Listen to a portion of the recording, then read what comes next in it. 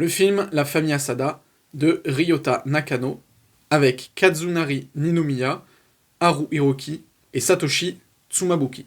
C'est l'histoire d'une famille japonaise. Il y a un couple avec leurs 2 enfants qui sont 2 frères, et ça raconte l'histoire du jeune frère qui se voue de passion pour la photographie. C'est son père, quand ils étaient jeunes, qui avait l'habitude de prendre des photos, et qui lui lègue son appareil photo, et du coup, lui, voilà, il va aimer ça, il va en faire son métier. Donc on va suivre un peu sa vie du début de la vingtaine jusqu'à la trentaine, ses moments laborieux, tout ça. Donc comme on voit dans la bande-annonce, on va le voir prendre en photo sa famille sous plein de... comme si c'était une famille de pompiers, une famille de sportifs, une famille de yakuza et tout ça. Il met sa famille en scène de manière différente, et donc avec ça, il va essayer de le publier. Et sinon, plus tard dans le film, ça bascule sur en fait des faits réels qui sont passés au Japon, avec notamment un tsunami qui s'est passé, je crois, en 2011. Et donc ce photographe, en fait, il va trouver un stand où quelqu'un essaye de nettoyer les albums photos parce que le village est détruit, et il y a plein d'albums photos, de photos éparpillées, tout ça. Et lui, il va nettoyer toutes ces photos et les mettre dans un grand endroit et tout ça, pour que les gens récupèrent leurs photos. J'ai bien aimé le film. Bon, déjà, c'est japonais, j'aime bien les japonais, j'aime bien la culture japonaise. Donc déjà, il n'y a pas besoin de grand chose pour faire que j'aime le film.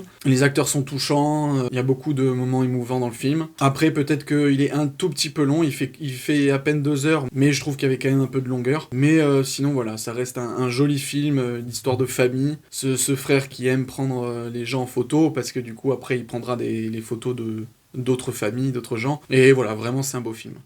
Le film Les Rascals de Jimmy Laporal Trésor avec Jonathan Feltre, Angelina Warres et Missoum Slimani, entre autres. C'est un film qui se passe dans les années 80, début 80, et qui va raconter un peu la montée du mouvement skinhead, à Paris notamment, à travers une histoire d'un groupe de potes qui s'appelle Les Rascals, qui est un groupe très hétérogène au niveau culture. Je crois qu'il y a 2 blancs, un arabe, un cambodgien et 2 noirs. Alors c'est une bande de potes, mais qui est quand même un petit peu voyou sur les bords. Enfin, le personnage principal est le plus soft, un des plus soft de la bande, contrairement à un de ses meilleurs amis de la bande, qui est le leader.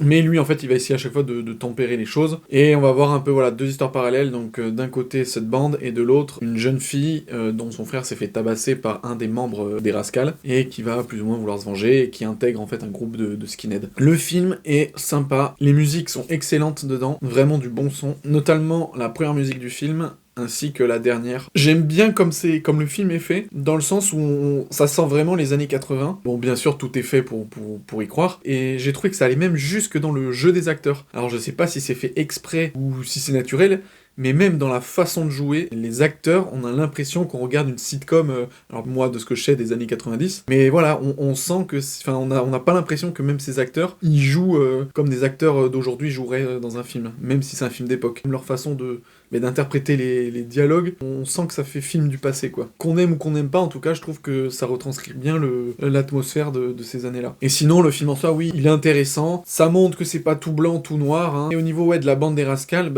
on n'est pas forcément complètement d'accord avec eux, ou complètement contre, donc je trouve que c'est pas mal d'avoir un peu un groupe comme ça de personnages principaux qui sont ni tout blanc ni tout noir, en fait, ce qui est vraiment le cas de la couleur de leur groupe. Mais en tout cas, voilà, un petit film de janvier qui change, sur une histoire originale, qui nous plonge dans une ancienne décennie, donc voilà, j'ai trouvé ça intéressant.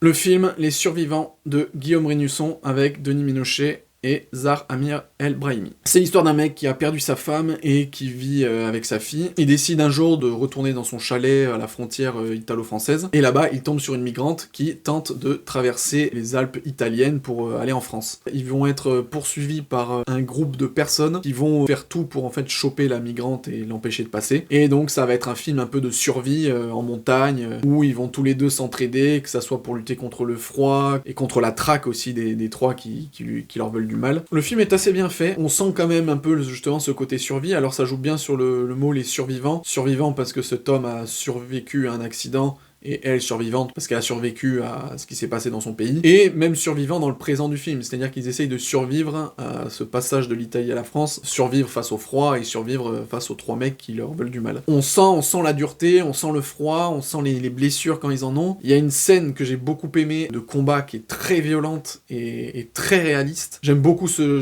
genre de scènes violentes parce qu'elles font vraiment ultra réalistes.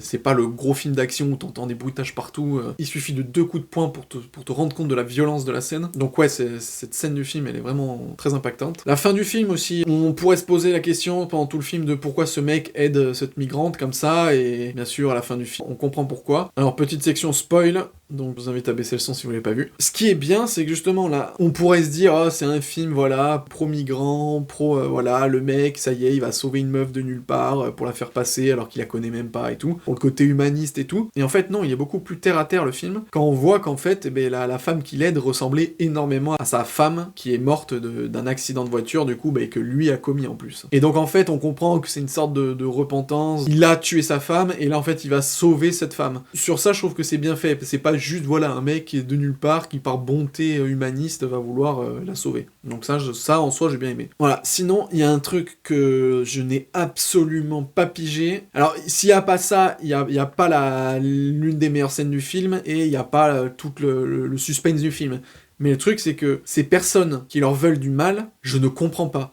Vraiment, si ça existe, si dans la réalité, il y a des gens comme ça, c'est un truc de dingue. Ces mecs-là qui veulent absolument pas que la migrante passe en France, et puis surtout qu'à côté, il y a le Denis Ménochet, qui lui est un Français qui est en toute légalité, donc, et pourtant, il va subir aussi quasiment autant qu'elle, quoi. Donc ça vraiment, j'ai trouvé que c'était quand même un peu gros, quoi. C'est cette haine de malade de vouloir à tout prix les choper, voire jusqu'à les buter, quoi. Enfin, j'ai trouvé un peu trop extrême. Mais après, c'est ce qui fait la tension du film. Donc je conseille quand même le film, parce que voilà, il est bien à voir, on passe un bon moment de suspense. Le film Retour à Séoul de David Chu avec Park Ji-min, Oh Kwang-rok et Gu Ka-han. C'est l'histoire d'une jeune fille française d'origine coréenne qui a été adoptée par des enfants français et qui a donc quitté la Corée à quelques mois. Elle décide aux alentours de la vingtaine de faire un voyage en Corée. La raison n'est pas forcément claire même pour elle, mais on se doute que c'est pour renouer avec sa culture et ses origines. Et en fait, quand elle est là-bas, il y a quelqu'un qui lui dit « tu devrais regarder dans telle agence pour voir si tu peux retrouver tes parents ». Et donc dans le film, voilà, elle va essayer de recontacter ses parents. Et en fait, l'histoire va se passer sur plusieurs années. Il y a à chaque fois des flash-forward de 2 ans plus tard, 5 ans plus tard, où on la voit plus ou moins évoluer, mais à chaque fois, ça se passe en Corée. Très déçu du film, franchement je me suis ennuyé, il fait 2 heures, vraiment c'est beaucoup trop. On s'attache absolument pas au personnage, parce que c'est un personnage qui est très, je dirais même antipathique, sans respect. On peut essayer d'analyser de pourquoi les gens sont comme ça,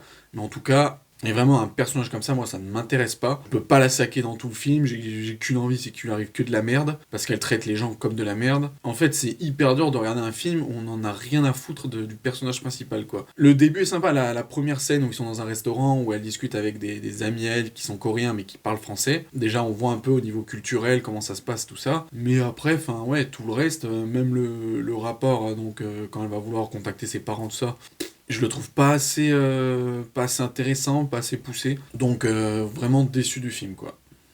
Tar de Todd Field avec Cate Blanchett. C'est l'histoire d'une grande chef d'orchestre qui a gagné énormément de titres prestigieux, qui vit en Allemagne, à Berlin. Durant le film, elle va sortir un livre autobiographique, et en fait ça va coïncider avec le début des problèmes pour elle, où en fait elle va connaître une sorte de descente aux enfers au niveau de son grade qu'elle avait, alors même qu'elle allait faire une représentation pour une grande symphonie.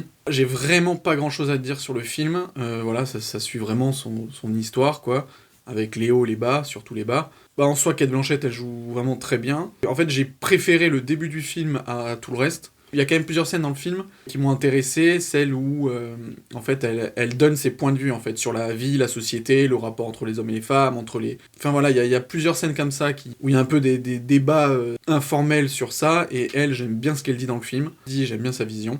Mais sinon après le film, je le trouve quand même un peu long. Il fait plus de 2h30 et ouais, il aurait mérité d'être un peu raccourci. Et notamment, il y a un truc que je ne supporte pas dans les films. D'habitude, c'est sur les films français, où les personnages vont se mettre à parler anglais. Et comme le cinéma, c'est très bobo, les gens, ils décident de pas sous-titrer les passages qui ne sont pas dans notre langue.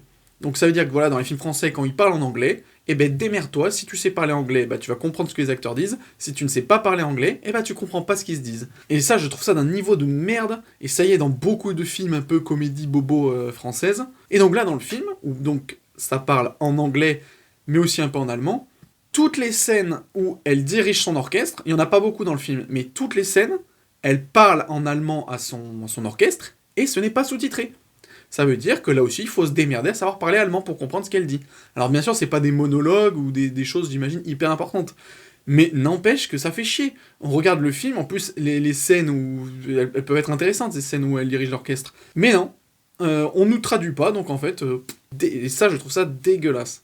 Donc voilà, si vous avez envie de voir ce film, allez le voir. Mais vraiment, vous ratez pas grand-chose. Le film Youssef Salem a du succès, de Baya Kasmi, avec Ramzy Bedia dans le rôle principal. C'est l'histoire d'un jeune écrivain qui rencontre un succès énorme suite à l'écriture d'un roman qu'on peut qualifier d'autobiographique, sachant que lui rejette toute historicité à son livre et dit que les personnages sont purement fictifs, alors qu'en fait il s'inspire concrètement de sa famille, que ce soit ses parents ou ses frères et sœurs. Mais la particularité, c'est qu'il est arabe, et donc ça soulève toutes les problématiques sociétales des personnes qui sont arabes en France, et peut-être même de leur situation en général. Ça peut aller donc des rapports entre familles avec les parents, les enfants, le rapport à la sexualité, la religion, l'alcool et autres. Non, ce film est une comédie. Alors j'avais vu un bout de bande-annonce, je me suis dit que bon, ça pouvait être sympa à voir. Je m'attendais absolument rien de ce genre de film. Je me suis dit que ça allait être une petite comédie sympa, et j'ai été agréablement surpris. J'ai vraiment bien aimé le film, en fait. L'humour est très bien. Il n'y a rien de superflu. Il n'y a pas de blagues lourdes ou quoi qui sont là pour montrer « Ah bah tiens, là, il faut faire rire ». Je trouve que tout est dosé parfaitement. Même si tout est traité de manière assez légère, il y a énormément de vraies questions, des questions qui portent à débat, même dans la société, tout ça. Et je trouve que là, elles sont bien amenées, et en plus, elles sont toujours posées de manière calme et pacifique, on va dire. Les questions sont intéressantes, les réponses que certains personnages donnent aux arguments de ceux qui protestent sont aussi bien faits. Le début, quand Ramzy raconte son livre, je trouve très bien fait. Et puis Ramzy joue très bien, et en fait j'adore le personnage de Ramzy. On le voit souvent être un peu détaché en fait, quand il est avec sa famille, suivant les scènes qui se passent et tout ça. On voit qu'il a un certain recul et qu'il regarde les autres parler, ou débattre, ou réagir. Et j'ai bien aimé ces moments furtifs. C'est une bonne comédie qui est très juste, qui n'est pas dans les clichés sociaux ou tout ce que vous voulez. Là, ça parle effectivement de la situation arabe en France, mais de manière très simple, très posée et très apaisée aussi. Donc voilà, je conseille vraiment ce film. Le film Tirailleurs de Mathieu Valpier avec Omar Sy et Alassane Diong. C'est l'histoire de deux Sénégalais, père et fils, qui se font enrôler de force dans la Première Guerre mondiale pour l'armée française. Donc à ce moment-là, les Français contrôlent toujours le Sénégal, et comme il manque de personnes pour avoir du renfort, ils prennent aussi des Africains. Il y en a qui sont volontaires, mais il y en a qui sont aussi pris de force, et là c'est le cas donc dans ce film. Et alors la particularité, c'est que Omar Sy, donc qui joue le père, ne parle pas un mot de français, alors que son fils qui lui va à l'école parle aussi français. Et donc quand ils sont envoyés dans un régiment, et donc il y en a plein qui viennent de régions différentes, que ce soit du Sénégal, du Mali aussi je crois, et donc même entre eux, ils ne se comprennent pas forcément selon le dialecte, et donc le père il est quand même très isolé parce qu'il peut communiquer quasiment qu'avec son fils. Et alors que le fils, de par sa supériorité linguistique, va arriver à grimper facilement les échelons du chef de régiment qui est un blanc. Donc en fait le film raconte une histoire de relation père-fils qui se passe donc pendant la Première Guerre mondiale, mais voilà, l'aspect guerre, même si on est tout le temps dedans, c'est vraiment pendant la guerre, c'est pas ça le sujet principal, c'est vraiment cette relation avec le père et le fils. À la fin, il y a quelque chose qui est pointé, notamment en rapport avec ce qu'il y a sous l'Arc de Triomphe, qui est assez intéressant, mais sinon, voilà, ça s'arrête là. L'histoire est originale, parce que y a pas, je crois pas qu'il y ait eu de film là-dessus. Le thème, le fond et tout ça aussi est intéressant, mais sur la forme, malheureusement, c'est vraiment insuffisant. Alors, le réalisateur, c'est son premier film. Alors, est-ce que ça joue dans la balance ? Parce que j'ai trouvé qu'il manquait énormément de rythme dans le film. On a l'impression de voir vraiment des successions de petites scènes. Et même avec le jeu d'acteur, en fait, la direction d'acteur et tout ça, il y en a beaucoup, quand ils jouent, je trouve que ça joue mal, ça joue faux. Et on ressent pas les émotions, parce que même le rapport père-fils, je trouve qu'il est un peu raté. Enfin, c'est vraiment dommage, parce qu'il y avait de quoi faire, mais voilà, au niveau de la forme, le film n'est pas du tout au niveau pour moi. À voir si vous tenez vraiment à l'histoire, mais ne vous attendez pas à un chef-d'œuvre non plus. Le film Babylone de Damien Chazelle, avec Brad Pitt, Margot Robbie et Diego Calva. Le film raconte l'histoire donc des 3 personnages principaux. D'un côté, le personnage de Brad Pitt, qui est un acteur hyper célèbre d'Hollywood. Le film se passe dans les années fin années 20, début années 30. Donc cet acteur Brad Pitt est très célèbre, hein, c'est lui qui a les meilleurs cachets du cinéma, et on va voir progressivement sa descente aux enfers avec notamment l'arrivée du cinéma parlé. D'un autre côté, on a le personnage de Margot Robbie, qui est une jeune actrice qui veut percer dans le cinéma, qui arrive à s'infiltrer comme elle peut justement dans les studios, et qui va elle aussi arriver à faire sa place, mais qui va lentement rentrer en décadence, surtout à cause de son train de vie, de ce qu'elle fait en dépensant son argent. Et enfin, on a le personnage de Diego Calva, qui lui commence, alors je sais plus exactement ce qu'il fait, mais en tout cas c'est un peu celui qui gère les représentations, surtout au début du film où il y a une grande fête, et qui va, lui aussi, son rêve c'est de travailler dans le cinéma, dans les studios, et qui lui est amoureux de Margot Robbie, mais cette dernière s'en fout complètement. Donc voilà, j'en dis pas plus sur ce qui se passera dans le film, mais clairement, Babylone est un film qui rend hommage au cinéma. C'est vraiment une déclaration d'amour au 7e art. Le film est bien fait, il est bien monté, il y a des belles images, il y a beaucoup de scènes que j'ai bien aimées, notamment dans les scènes où on les voit tourner des films. Il y en a 2-3 qui sont vraiment sympas. Après le reste, quand on est vraiment dans le film même, avec ce qui se passe pour les personnages, il y a des choses intéressantes aussi. Après, je trouve que le personnage de Brad Pitt, il est pas non plus très intéressant en vrai. Je le trouve assez superficiel. Et le film, un peu long quand même, parce qu'il dure plus de 3 heures. Mais au-delà de ça, je conseille quand même de voir le film, parce que ça reste un très bon film. Et encore plus si vous aimez, en règle générale, le cinéma. J'ai bien aimé la fin du film, alors là, on sort carrément du film, il y a un côté très métaphysique, qui dure pas longtemps, hein, mais j'ai bien aimé. Donc oui, je conseille quand même de voir ce film, on passe un très bon moment.